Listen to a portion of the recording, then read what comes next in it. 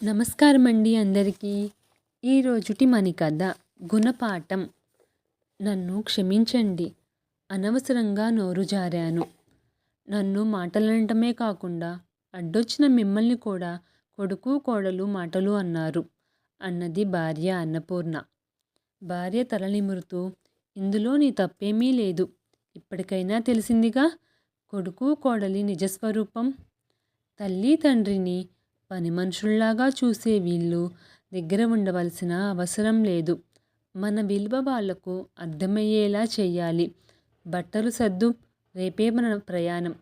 తిరిగి మన జీవితాలు సుఖంగా మనశ్శాంతిగా గడిపే మార్గం ఆలోచిద్దాం అంటూ మరుసటి రోజు ఇంటి నుండి వెళ్ళిపోయారు తల్లి తండ్రి. బయట వరండాలో భర్త కోసం వేచి చూస్తుంది అన్నపూర్ణ. టీవీ చూస్తున్న కొడుకును పిలిచి, రఘు, మీ నాన్న సాయంత్రం అనగా ప్రవచనాలు వినాలని గుడికి వెళ్ళారు. టైం 9 అవుతున్నా రాలేదు. ఒక్కసారి చూసి రాకూడదు? అబ్బా అమ్మా, ఉదయం ఆఫీస్లో పని ఎక్కువగా ఉండి అలసిపోయాను. అయినా నాన్న చిన్నపిల్లవాడు కాదు కదా, వచ్చేస్తారులే అన్నాడు కొడుకు. ఒక్కసారి ఫోన్ చేయరా రఘు, అడిగింది అన్నపూర్ణ. సరేలే అంటూ ఫోన్ చేశాడు. హలో నాన్నా. నాన్నా. రఘు, నాకేమీ వినబడడం లేదు. ఇక్కడ జనం ఎక్కువగా ఉన్నారు. రావటానికి ఇంకా గంట పడుతుంది అన్నారు సీతారామయ్య గారు. అమ్మ, ప్రవచనం ఇంకా పూర్తి కాలేదట. రావటానికి గంట పడుతుందట నాన్న చెప్పారు. అవునా, సరేలే అనుకుంటూ, అమ్మాయి స్వాతి బాగా అలసటగా ఉంది. నేను నిద్రపోతాను. మీ మామయ్య వస్తే 2 పుల్కాలు వండు. నిజానికి నేనే వండేదాన్ని, కానీ మీ మామయ్య వేడివేడిగా తినడానికి ఇష్టపడతారు. అందుకే కాస్త 2 పుల్కాలు వండి పెడతావా అడిగారు అన్నపూర్ణమ్మ గారు. టీవీ ధ్యాసలో ఉన్న కోడలు అత్తగారి మాటలకు చిరునవ్వు నవ్వింది. ఆ నవ్వు ఇచ్చిన భరోసాతో అన్నపూర్ణ వెళ్ళి నిద్రపోయింది. సీతారామయ్య గారు ఇంటికి చేరుకునేసరికి 9:45 దాటింది.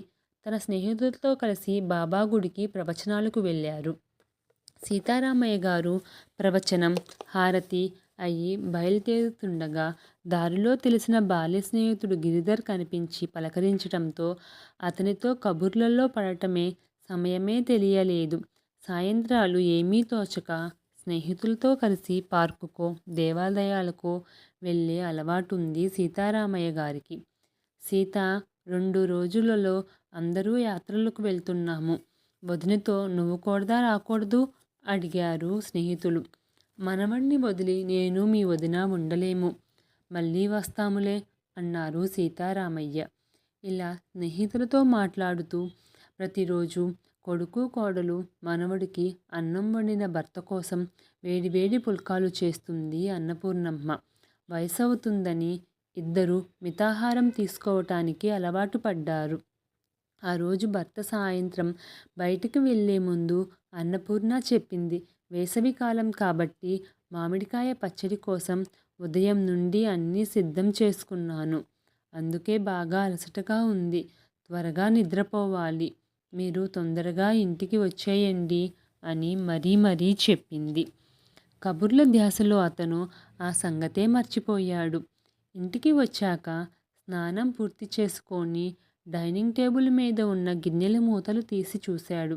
ఒక కప్పు అన్నం, అడుక్కు చేరిన కూర ఉన్నాయి. గదిలో భార్య నిద్రపోవటం చూసి తన కోసం కోడలు పుల్కా వండుతుందేమో అని కిచెన్లోకి తొంగి చూశాడు. అప్పటికే ఆమె పని పూర్తి చేసుకొని తాగటానికి బాటిల్లో నీళ్లు పెట్టుకొని కిచెన్ లైట్ తీసేసింది. దాని అర్థం వంటగదిలో పని అయిపోయింది అని.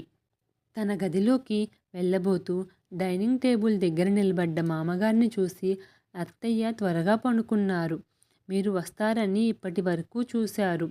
ఇల్లన్నా తర్వాత కొన్ని పద్ధతులుంటాయి. బయటికి వెళ్తే సమయానికి ఇంటికి చేరుకోవాలి. ఇలా 10 గంటల దాకా ఎవరు వేచి చూస్తారు? మా భోజనాలు కూడా అయిపోయాయి. ఇక పడుకోవడానికి వెళ్తున్నాము. టేబుల్ మీద అన్నం ఉంది. అందులో కొంచెం పెరుగు కలుపుకొని తిని ఫ్రిడ్జ్లో పళ్ళు ఉన్నాయి. వాటితో సరిపెట్టుకోమని చెప్పి గదిలోకి వెళ్ళిపోయింది. ఎప్పుడో మధ్యాహ్నం తిన్న భోజనం, గుడిలో పిడికెడు ప్రసాదం తిన్నారు. అతనికి చాలా ఆకలిగా ఉంది. గుడికి వెళ్తున్న కోడలిని చూస్తూ ఉండిపోయారు. ఒకసారి కోడలి తండ్రి ఊరి నుండి రాత్రి 10:30కు వస్తే అతడు వద్దంటున్నా వినకుండా టిఫిన్ చేసి బలవంతాన తినిపించింది. ఏ మామయ్య తండ్రిలాంటి వాడు కాదా? కోడల్ని తన సొంత కూతుర్లా చూసుకుంటున్న స్వాతిలో ఎందుకు ఈ వ్యత్యాసం? అన్నపూర్ణ త్వరగా నిద్రపోయింది. లేదంటే తనే నా కడుపు నింపేది అనుకుంటూ అడుగున మిగిలిన పదార్థాలను చూస్తూ ఆకలి చచ్చిపోయింది. తినబుద్ధి కాక మంచినీళ్లు తాగి పడుకున్నాడు. ఉదయం నిద్రలేచాక బాగా ఆకలితో ఉన్న సీతారామయ్య భార్యను కేకవేశాడు.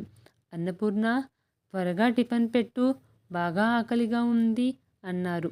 ఇదేంటి, ఉదయం 9 అయినా టిఫిన్ తినని మనిషి ఈరోజు 7:30కే టిఫిన్ పెట్టు అంటున్నారు?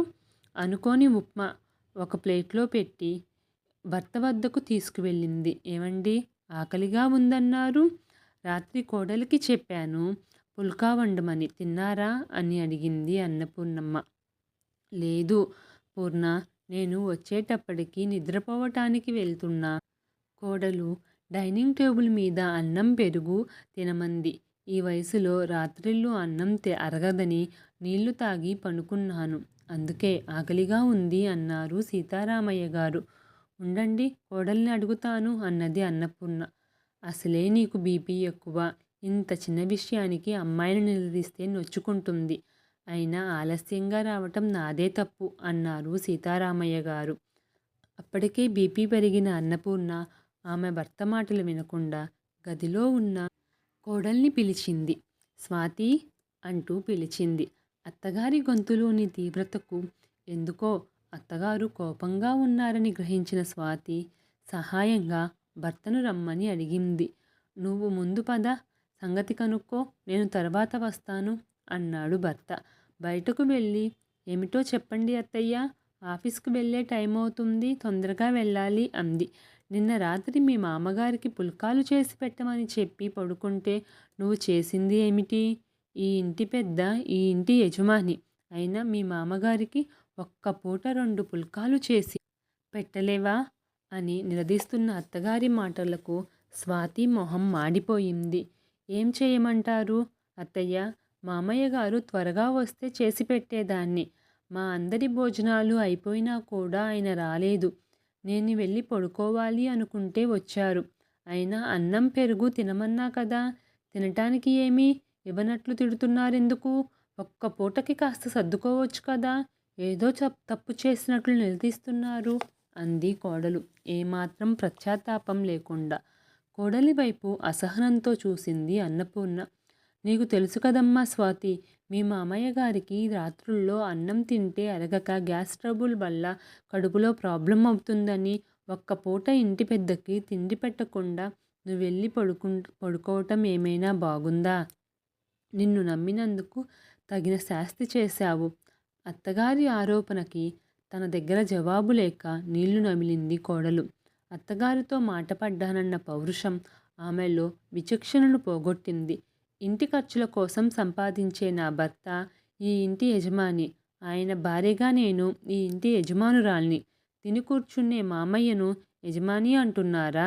ఇది విన్న అన్నపూర్ణతో పాటు సీతారామయ్య మనసు కూడా చివుక్కుమంది. కోడలు మాటలకు పూర్ణ సహనాన్ని పూర్తిగా కోల్పోయింది.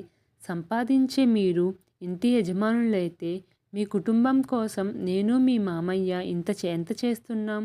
ఈ ఇంట్లో మేము ఎవరు? మా స్థానం ఏమిటో చెప్పు అని గద్దించింది అత్తయ్య. తల్లి భార్య సంభాషణ శృతిమించుతూ ఉంటే అప్పుడే లేచాడు రఘు. ఎవరిని సపోర్ట్ చెయ్యాలా అని ఆలోచించాడు. తల్లికి వత్తాసు పలికి ఉద్యోగం చేసే భార్యను మందలిస్తే మళ్ళీ ఆమెను ప్రసన్నం చేసుకోవడం అంత తేలిక కాదు.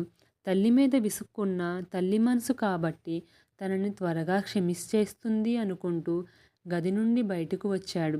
ఏంటమ్మా పొద్దున్నే కోడలంటే కూతుర్లా చూసుకోవాలంటావు? ఇదేనా చూసుకోవటం? అంత గట్టిగా స్వాతిని నిలదీస్తున్నావు. స్వాతి కోట కూర్చొని తినటం లేదు కదా. ఆఫీస్లో చాకరీ చేసి అలసిపోయి ఇంటికి వస్తుంది. ఇంటికి వచ్చాక తన ఆఫీస్ పనులు చూసుకుంటుంది. ఆ టైంలో పుల్కాలు చేయాలంటూ సతాయిస్తున్నావు. ఒక్కరోజు నాన్నకు రోటీలు చేసి పెట్టలేదని ఇంత రాద్ధాంతమా? అసలు ఏదో ఒకటి తిని ఒక్క రోజుకు సర్దుకోవచ్చు కదా! ఇంత గొడవ అవసరమా? అది కావాలి, ఇది కావాలి అంటూ ఉంటే ఎలా అమ్మా? అయినా ఆఫీసులో అంత పని చేసి వచ్చి స్వాతి ఇంటిల్లపాదిని ఏ లోటు లేకుండా చూసుకుంటుంది. ఇంట్లో ఖాళీగా ఉంటావు. నాన్నకు ఏం కావాలో కాస్త చూసుకోవచ్చు కదా! కొడుకు మాటలకు తల్లి, తండ్రి మొహాలు మాడిపోయాయి. ప్రతి చిన్న విషయానికి ఇలా ఇంట్లో గొడవలు పడితే కష్టం. మీరు కోడలితో మంచిగా ఉంటే రోజులు ప్రశాంతంగా వెళ్తాయి. లేదంటే మీ ఇష్టం.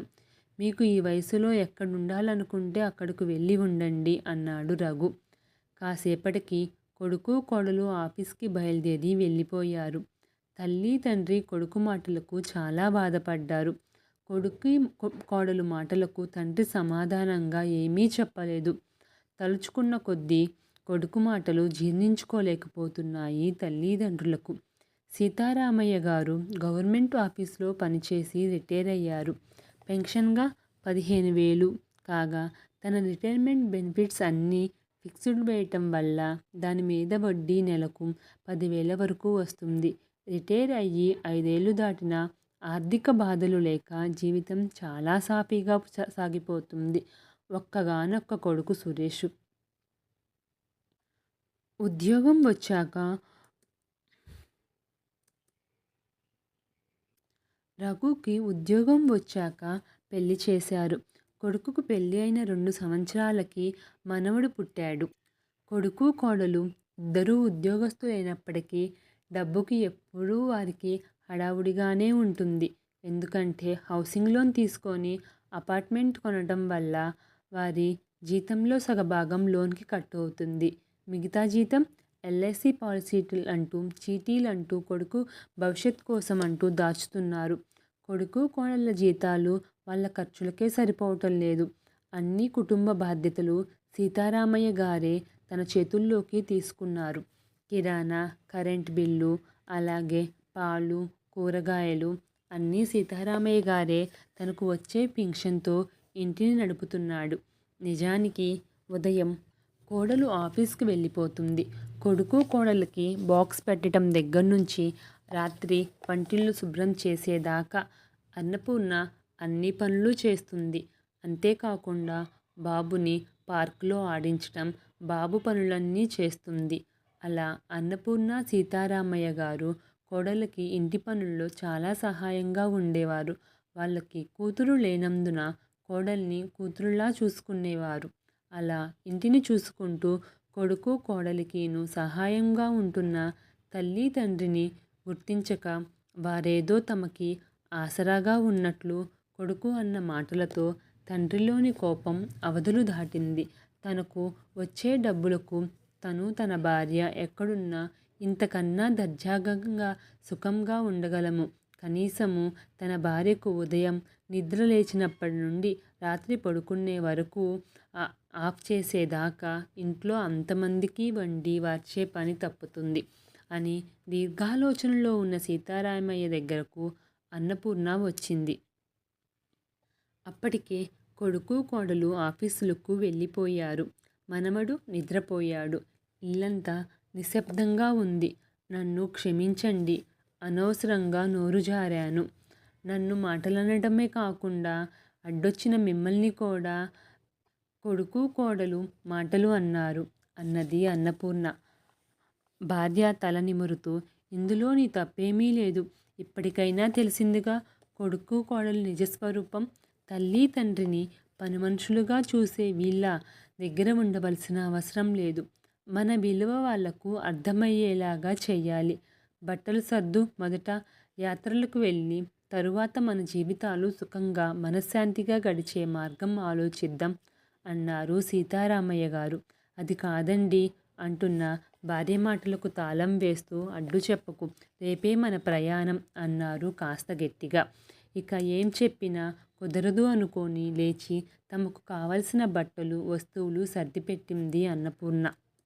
సాయంత్రం ఆఫీస్ నుండి రాగానే తల్లిదండ్రులు ఆకస్మిక ప్రయాణం గురించి విన్న రఘు, స్వాతి మొహాలు ఒకరిని ఒకరు చూసుకున్నారు. ఇంత సడన్గా ఊరికి వెళ్తానంటే ఎలా? బాబుకి ఇబ్బంది కదా, వాడికి ఎవరు చూసుకుంటారు అన్నాడు రఘు. తాము వెళ్ళిపోతే బాబుకు ఇబ్బంది అని తల్లి తండ్రిని ఆగమంటున్నాడు కానీ లేకపోతే కొడుకు ఆపేవాడే కాదు అనుకున్నారు సీతారామయ్య దంపతులు.